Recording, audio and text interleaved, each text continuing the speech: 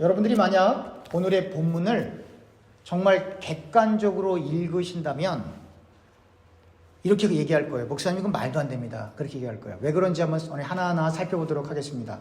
또 여러분 이 성경을 읽을 때 여러분 의구심이 일어나지 않는다라고 하는 건 어쩌면 성경을 집중해서 읽지 않을 수도 있다라고 하는 것을 여러분 좀 생각을 하셔야 돼요. 그렇다고 성경은 무조건 어려운 책이다 그런 얘기는 아니지만, 그러나 오늘 이 본문에서 이야기하고 있는 그 내용, 이게 세 번째 시간인데 한번 생각해 보셨으면 좋겠어요. 오늘 본문에 보니까 사도행전 7장 5절에 이렇게 써 있어요. 그러나 여기서 발붙일 만한 땅도 유업으로 주지 아니하시고 다만 이 땅을 아직 자식도 없는 그와 그의 후손에게 소유로 주신다고 약속하셨으며, 여러분 사람이 어느 정도의 땅이 있어야 거기서 밭을 갈던 양을 치던 뭘 할 수 있는, 다시 말하면 소득을 늘려가고 그 소득을 늘려서 땅을 사고 지평을 넓혀갈 수가 있는데, 정작 하나님께서 아브라함과 약속하실 때에는 아브라함은 가진 게 아무것도 없어요. 땅 한 평도 없어요. 또 후손에 대해서 약속하실 때에도 최소한 자기 부인이 아기를 낳을 수 있을 정도는 돼야 될 거 아니에요. 그래 여러분 창세기 보시면 아시겠지만 사라가 뭐라 그랬어요? 뭐가 끊어졌다고 써 있어요? 한글 성경으로 경수가 끊어졌다. 영어로 얘기하면 모노포스, 더 쉬운 말로 폐경이었어요. 의학적으로, 생물학적으로, 과학적으로 아이를 전혀 가질 수 없는 상태에 하나님께서 아브라함과 약속한 거예요. 땅 줄게. 너희 후손들 내가 축복해 줄게. 그러나 최소한의 땅도 없을 때였고, 부인은 이미 생물학적으로, 의학적으로 아이를 가질 수 없는 상황인데 하나님께서 약속하신 거예요. 그것뿐만 아닙니다. 6절은 더 심각해요. 6절. 하나님이 또 이같이 말씀하시되 그 후손이 다른 땅에서 나그네가 되리니 그 땅 사람이 종으로 삼아 400년 동안 괴롭게 하리라 하시고. 그러니까 하나님이 땅 준다고 약속했는데, 후손 복 준다고 약속했는데 400년 동안 고통을 당해야 돼요. 하나님의 은혜로 아이를 낳을 수 없는 상태이지만 사라를 통해 아들이 나왔어요. 그리고 이렇게 12족장을 이뤄가요. 그래서 족장시대, 여러분 잘 아시죠? 사사시대, 여러분 잘 아시죠? 그리고 나서는 사사시대를 마치고 사울이 첫 번째 왕으로 등극하여 중앙집권체제를 이뤄가지만 그 사울 역시 하나님에 의해 버림을 받아 이제 길보아 전투에서 생명을 다하게 되고, 누구도 생각하지 못했던 목동 출신 왕이라고 하는 것을 단 한 번도 생각해 본 적이 없는 목동 다윗, 그의 아버지도 다윗은 아예 부르지도 않았잖아요. 그러니까 전혀 왕이라고 하는 개념이 아예 없는 다윗을 불러다가 사울 대신 왕을 세우는데, 여러분 이 젊은 시절 요나단과 이 다윗이 친구 관계긴 하지만, 그러나 사울이 그냥 가만히 얘기하다가 악신에 들리면 창을 들어서 확 던졌다고요. 쉽게 얘기하면 가만히 이렇게 얘기해, 오늘날로 옮기면 가만히 얘기하다가 사울 왕이 화가 나면 총 뽑아서 쐈다 이 말이에요. 그렇게 죽을 뻔한 시절을 수도 없이 도망자로 살다가 이제 왕이 됐어요. 그러니까 정말 왕이라고 하는 걸 단 한 번도 생각해 본 적 없고, 왕으로 등극하기 전에는 도망자로 막 살아야 되는데, 그래서 그렇게 어렵게 왕이 됐으면 철이 들어야 되는데, 이 다윗이 왕 되면서부터 얼마나 무서운 죄를 짓기 시작을 하는지. 그뿐만 아니라 자식 농사를 잘못 지어서 자식들 간에 있어서는 안 될 흉악한 범죄가 일어나고, 오늘 아침이기 때문에 또 오늘이 또 마지막 주일이기 때문에 제 입에 담을 수 없어요. 오늘은 제가 양해해 주세요. 이 압살롬 같은 왕은 또 자기 아버지를 밀쳐내고 왕이 되겠다고.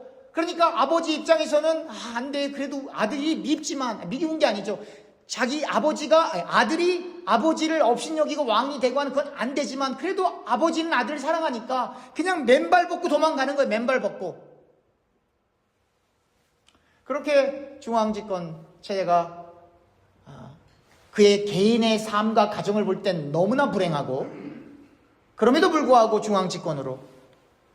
그리고 나서 여러분 잘 아시는 여러분 다윗 하면 제일 떠오르는 그 여자 이름 뭐예요? 밧세바 모르세요? 밧세바? 그 밧세바로 인해서 나온 아들이 솔로몬이에요, 여러분. 다른 왕자들 많이 있는데 그 밧세바가 다윗 말년에 부탁했어요. 우리 아들 왕 시켜줘. 그래서 다윗이 그때 당시 이 성경에 뭐라고 기록되어 있냐면, 이 성경이 참 대단한 책이에요. 우리들 같으면 그 안 좋은 모습은 다 빼고 다윗의 좋은 모습만 이렇게 썼을 것 같은데, 이 성경은 인간들은 원래 타락한 존재야. 그걸 폭로하기 위해서 이 뭐라고 기록되어 있냐면, 다윗이 나이 들어서 노쇠해서는 몸이 차갑잖아요. 그러니까 신하들이 뭐라 그러냐면, 왕이시여, 당신이 연로하니까 젊은 여자를 덮고 주무세요. 그래서 젊은 여자를 이불 대신 덮고 주무시게 했어요. 그랬더니 성경을 이해하면서 어떤 그 사람들은 그 당시에는 젊은 여자를 의학적으로 썼다. 말도 안 되는 얘기죠.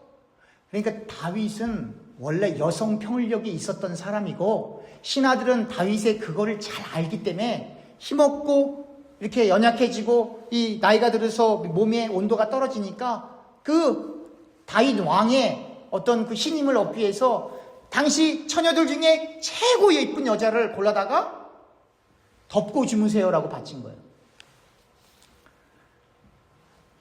이쯤 됐으면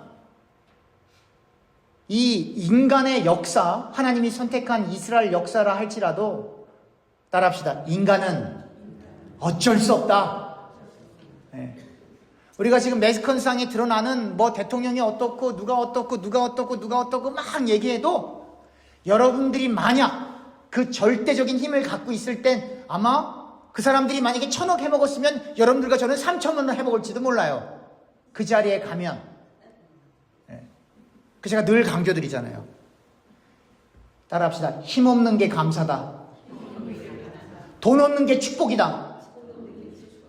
여러분들과 제가 그 막강한 권력과 막강한 돈을 갖고 있잖아요. 그래서 만약에 어떤 사람들이 여러분들의 자녀들을 막 이렇게 괴롭히고 그러면 어떨 것 같아요?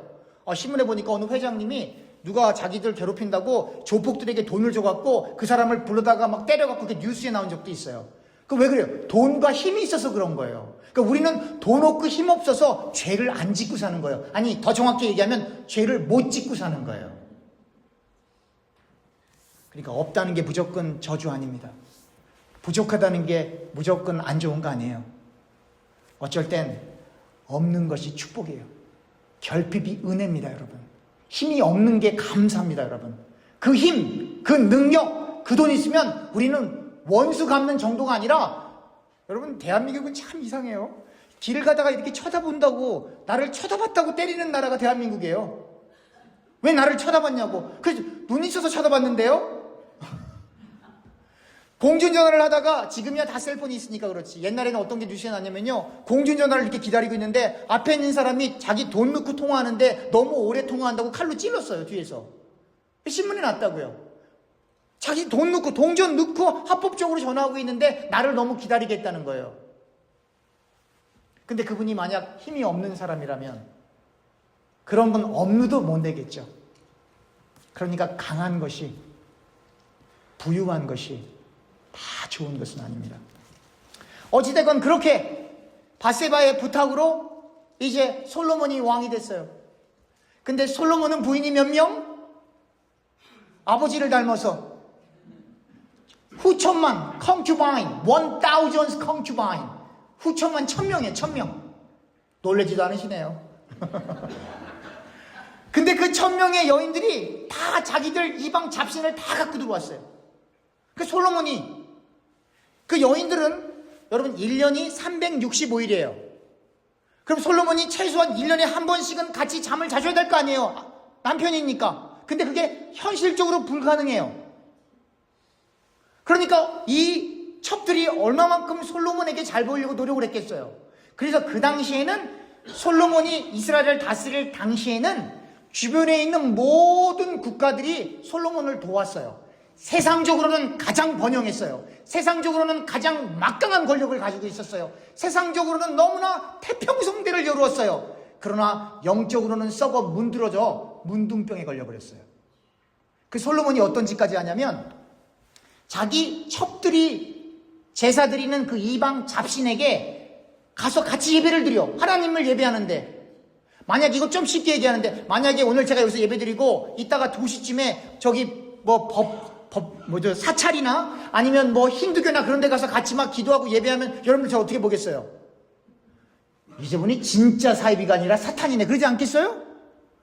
이 솔로몬이 1000번째 하나님 앞에 예배, 말이 그렇지 여러분, 1000번째 하나님 앞에 예배를 드렸다. 여러분, 소 한 마리가 얼마예요?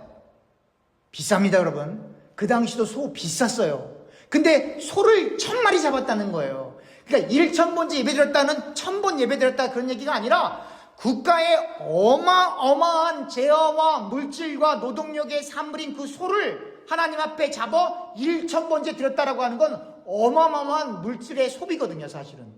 그래서 하나님이 솔로몬에게 나타나서 구한 게, 물어봤어요. 너 뭐 갖고 싶니? 그때 솔로몬이 뭐 갖고 싶다 그랬어요? 모르세요? 지혜. 그래서 하나님이 지혜를 솔로몬에게 주셨어요. 하나님으로부터 사람은 지혜를 받더라도, 따라합시다, 소용없더라. 솔로몬이 그렇게 하나님으로부터 지혜를 받아왔음에도 불구하고 하나님이 싫어하는 일을 그렇게 하더라 이 말이에요. 하나님이 2번 나타났어요. 솔로몬 그러지 마세요. 솔로몬이 한 번도 아니고 2번 나타나셨는데 그 말을 안 들어요. 하나님이 뭐라고 말씀하시냐면, 네 아버지 다윗을 봐서 네 당대에는 내가 아무것 안 하겠지만 너로 인해 북쪽과 남쪽 갈라질 거야. 솔로몬 죽은 다음에 북쪽과 남쪽 갈라지고, 북쪽 먼저 멸망하고, 그리고 추후에 남쪽도 멸망하고, 오늘 본문에 나온 것처럼 나그네가 되는 거예요. 근데 물론 여기서 400년 동안은 이스라엘 사람들이 이 이집트에서 고통받는 걸 얘기하고 있어요. 물론 그건 아니에요. 그렇지만 어찌됐건 이집트에서 약 400년, 혹은 구약성경엔 약 430년, 그 400년 혹은 430년 내내 힘들었던 것은 아니지만 그런 고통의 시간 흘렀어요. 그러나 사울, 다윗, 그리고 솔로몬으로 이어지는 중앙집권 체제는 솔로몬의 타락으로 인하여 분열 국가로 돼버리고, 마치 대한민국이 북한과 남쪽으로 날라진 것처럼, 그리고 북쪽 멸망하고 남쪽 멸망하고, 그리고 다 뿔뿔이 포로로 잡혀가고. 그래서 여러분들과 제가 처음 교회에서 설교했던 느헤미야의 개혁, 에스라가 돌아오고 스룹바벨이 나오고 하는 그러한 포로기 거쳤어요. 그리고 근대사로 넘어오면서 이스라엘 백성은 독일이라는 나라에 의해 아우슈비츠 감옥에서 독가스에 의해서 수많은 사람들이 죽어나갔어요. 여러분, 저 중동에 지금도 전쟁 나고 있죠? 물론 전쟁 나는 그 이유는 정치적이고 군사적인 게 맞아요. 그런데 그 대의 명분이 하나 있어요. 그게 뭔지 아십니까?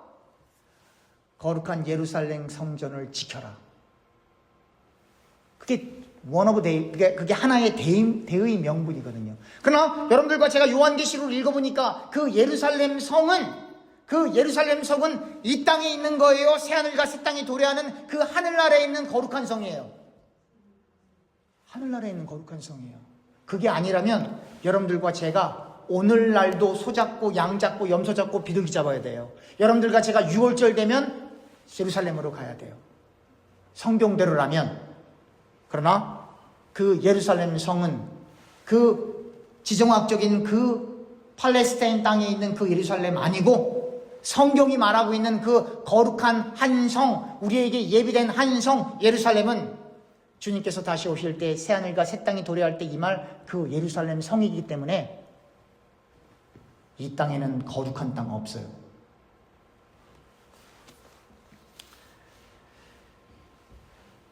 하나님께서 아브라함과 약속하실 때부터, 물론 아브라함이 나중에 땅도 갖고 막 용사들도 키워내고 하지만, 그러나 결국 하나님의 말씀대로 이스라엘 사람들은 약 400여 년 동안 나그네가 되어 종살이도 하고, 그리고는 그 이스라엘 사람들이 힘들었던 것은 다른 나라가 계속 억제하고 억압했기 때문이잖아요.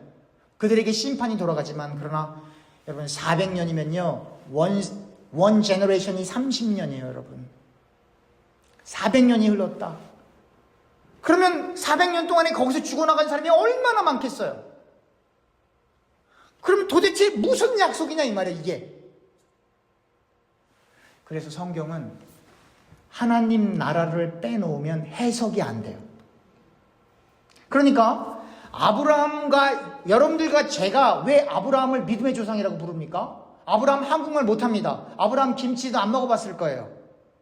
근데 왜 우리가 아브라함을 우리의 믿음의 조상이라고 불러요? 언약 때문이거든요. 어떤 언약이요? 그리스도 안에 새로운 피조물이 되는 새 언약, New Covenant. 그 새 언약 때문에. 그래서 우리와 인종도 다르고 말도 다르고 음식도 다르고 언어도 다르지만 하나님께서 아브라함과 약속한 그 은혜의 축복이 예수 그리스도 안에서 우리에게 성취되어 하나님이 아브라함과 약속했던 그 땅을 여러분들과 제가 이 장막을 벗고 이 세상 떠날 때 그 하나님 나라의 유업을 받는 그 축복의 자리로 옮겨지기 때문이에요. 그래서 아브라함이 우리의 믿음의 종이에요. 믿음의 조상이에요. 근데 이게 논리적입니까? 이건 정말 비논리적인 거예요. 그럼 우리는 바보입니까? 우리는 세뇌당했습니까? 아닙니다. 성경에 그렇다고 하니까 믿는 거예요. 그리고 성경을 읽으면 읽을수록 그것이 깨달아지는 거예요. 논리적이어서가 아니라, 앞뒤가 맞아서가 아니라 성경이 그렇다고 하니까. 그러니까 기독교인이라고 하는 건 그 전제가 성경에 기록된 하나님의 말씀을 믿는 것을 전제로 하는 거예요. 나는 예수님을 믿지만 성경 말씀은 안 믿어요. 그건 기독교인 아닙니다. 예수 믿는 것도 아니고. 예수를 믿으려면 성경에 기록된 예수를 만나야 되고 깨달아야 돼요. 그런데 그것은 어떠한 특정한 개인이 똑똑하고 경험이 많고 지혜가 있고 지식이 있어서 깨쳐지는 것이 아니라, 제가 성경 구절 하나 읽어드릴게요. 요한복음 10장. 주보에도 나와 있습니다. 주보 앞면에 보이면 나와 있습니다. 요한복음 10장.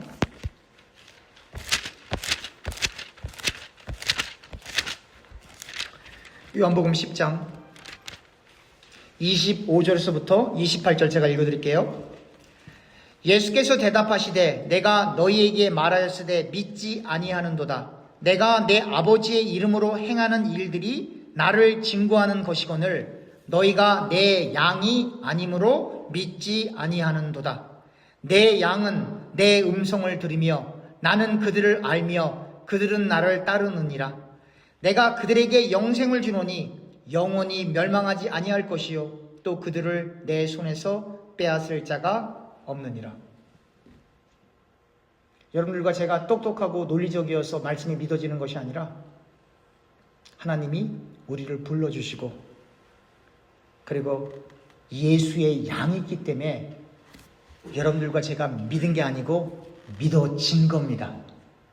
그렇게 예수가 믿어지고 말씀이 깨쳐지는 사람은 요한복음에 나와 있는 것처럼 28절 내가 그들에게 영생을 주노니 영원히 멸망하지 아니할 것이요 또 그들을 내 손에서 빼앗을 자가 없느니라. 이 말은 뭐예요? 하나님이 한 번 선택하면 반드시 그 사람은 하나님 나라로 무사히 간다. 이걸 뭐라고 그러냐면 따라합시다. 성도의 견인. 하나님이 무사히 그 나라까지 이끌고 가는 거예요. 여러분들과 저의 공로 때문 아니라 그리스도의 은혜로. 근데 어떤 사람은 그 말씀이 안 믿어지고 예수가 안 믿어지는 사람이 있어요.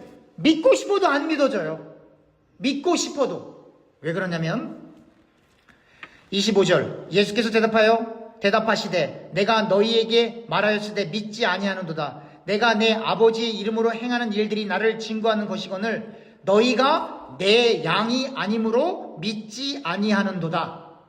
그리스도의 양이 아닌 사람은 예수를 믿고 싶어도 안 믿어져요. 이걸 은혜라고 하는 거예요. 우리 입장에서.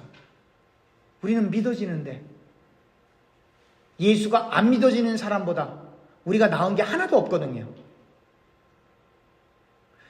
불신자보다 신자들이 도덕적으로, 윤리적으로, 인격적으로, 사회적으로, 이분 경제적으로, 문화적으로 별 볼 일 없거든요. 근데 예수가 믿어져요. 우리가 한 게 아무것도 없는데 우리는 여전히 미워하고 시기하고 질투하고, 용서는 해야 된다는 것은 알지만 엄두도 안 나고, 더 쉽게 얘기하면 하기도 싫고. 제 말 틀려요? 맞아요? 그것도 그럴 것이 쳐다만 봐도 막 부글부글 끓는다는데 어떡하겠어요? 그런데 예수가 믿어진다라고 하는 거예요. 세상적으로는 훌륭하고 박식하고 많은 인컴을 가지고 있고 인격적인데, 구제활동도 많이 하고 도네이션도 많이 하고 하는데 예수가 안 믿어줘요. 여러분, 우리가 잘 생각해 보셔야 돼요. 제가 늘 강조하는 것처럼 기독교는 말씀의 종교예요. 제가 늘 강조하는 것처럼 서운해하시면 안 돼요. 오해하셔도 안 돼요. 이 예배 순서 성경에 나와 있어요? 안 나와 있어요? 안 나와 있어요. 이 예배 순서 누가 만들었어요? 제가 만들었어요. 제가 타이핑했다고요. 그러나 이게 일반 기독교 장로교 폼이에요. 그러나 성경에는 없어요. 이 말은 무엇이냐? 이대로 안 해도 상관없어요. 그러나 우리가 익숙하고, 그리고 이 폼에 얽매여서 예배를 드리는 것이 아니라 이 폼 안에서 더 깊이 있게 하나님을 예배하기 때문에, 다른 많은 찬양들이 있지만 왜 우리 한인 장로교회는 송룡 찬양 1장부터 이렇게 나오는 1장, 2장, 3장, 4장 이렇게 나오는 앞에 있는 송룡 찬양을 왜 불러요? 다른 찬양의 가사들은 인간의 걱정, 인간의 근심을 해소하기 위한 가스펠적인 내용들이 많이 있지만, 송룡 찬양은 철저히 하나님께 영광 돌리는 찬양이기 때문에 예배 시작할 때 송룡 찬양을 부르는 거예요. 그러나 꼭 안 불러도 상관은 없어요. 모든 형식과 전통이 다 틀렸다 패하자, 그런 건 아니에요. 그러나 그러한 형식과 폼들이 말씀보다 먼저 가면 절대로 안 되는 거예요. 교회는 무엇을 하는데 시간을 많이 써야 됩니까? 무엇을 하기 위해 존재하는 겁니까? 말씀을 전하고 말씀을 나누는 일에 에너지와 물질과 시간이 사용되어야 하는 거예요. 그렇기 때문에 오늘 본문에 스데반이 설교하는 거예요. 하나님께서 이렇게 약속하셨지. 그래서 하나님의 약속을 그렇게 있는 그대로 전달하고 나서, 스데반의 설교가 길기 때문에 몇 주 더 할 거지만 그렇게 다 전달해서 하나님의 뜻이니까 이 사도행전에 기록된 거거든요. 하나님의 말씀을 다 딱 전했더니 어떻게 됐어요? 사람들이 돌로 스데반을 쳐 죽였어요. 사람은 늘 해피 엔딩을 원합니다. 좋은 결과를 원해요. 그게 틀린 건 아니에요. 그러나 성경을 차곡차곡 읽어보니까 하나님의 말씀을 온전히 전해도 이렇게 돌에 맞아 죽는 일들이 있더라. 하나님의 말씀을 온전히 전하고 세상을 향하여 그렇게 하면 안 됩니다라고 올바른 말을 했던 세례 요한은 목베임을 당하더라. 예수님을 위해서 온전히 복음을 전하며 일평생 복음을 전해, 그리고 교회에 관한 일들에 헌신했던 베드로가 십자가에 못 박혀서 거꾸로 달려 죽더라. 일평생 예수만 안 만났으면 호의호식하며 높은 고관으로 인생을 살아갈 수 있었던, 가말리알 학궁에서 공부하고 유대인 중에 유대인이고 정말로 훌륭하고 지적이고 여러 가지 어떤 능력이 있었던 바울이 예수 만나고 장가도 그게 안 간 건지 못 간 건지 일평생 도망 다니며 표류하며 매맞고 태창에 맞고 감옥에 수도 없이 들어갔다 나왔다 하며 결국 로마 감옥에서 목베임 당하더라. 성경에 나오는 예수님은 십자가에 못 박혀 돌아가셨고 예수님을 따랐던 모든 제자들은 대부분 다 순교당했어요. 아니 그럼 도대체 하나님이 아브라함과 한 약속은 어느 땅이냐 이 말이에요. 이 땅이에요? 저 땅이에요? 저 땅인 거예요. 여기가 아니고. 그러니까 여러분들과 제가 정신을 바짝 차리고 정말 하나님 나라를 향하여 여러분들과 저에게 주어진 삶 속에서 정말로 의미 있고 정말로 가치 있는 시간을 보내야만 해요. 따라합시다. 우리는 그게 하세요. 우리는 사랑하기에도 시간이 부족하다. 일평생 사랑하고 함께하기에도 시간이 부족해. 우리는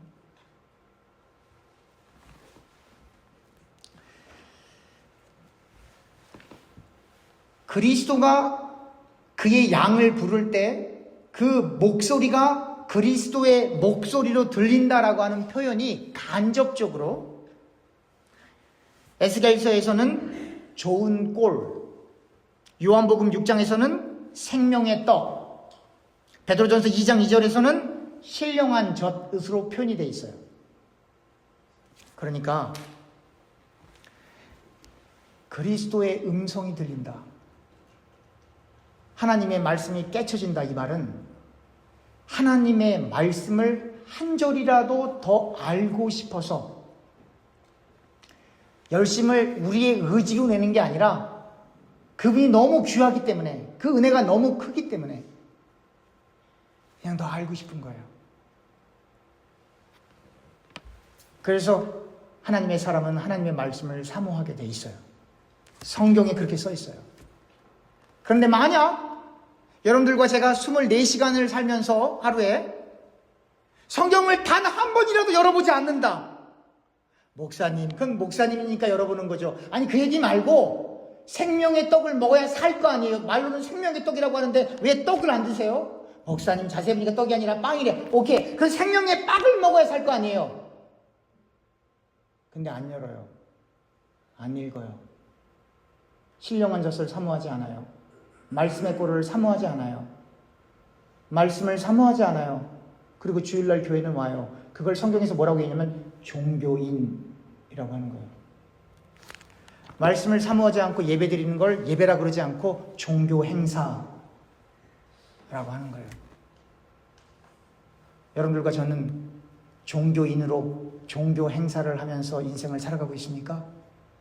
아니면 그리스도의 음성이 들려 그 음성을 따라 말씀의 양식, 생명의 꼴, 신령한 젖을 먹고 사모하며 기독교인으로 인생을 살아가고 있습니까?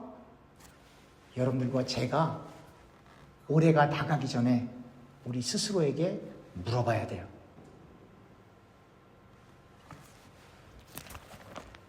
예수님 당시에 가짜는 누구였어요? 종교인들이었어요. 그 종교인들 누구예요? 제사장, 바리새인, 사두개인, 레위인.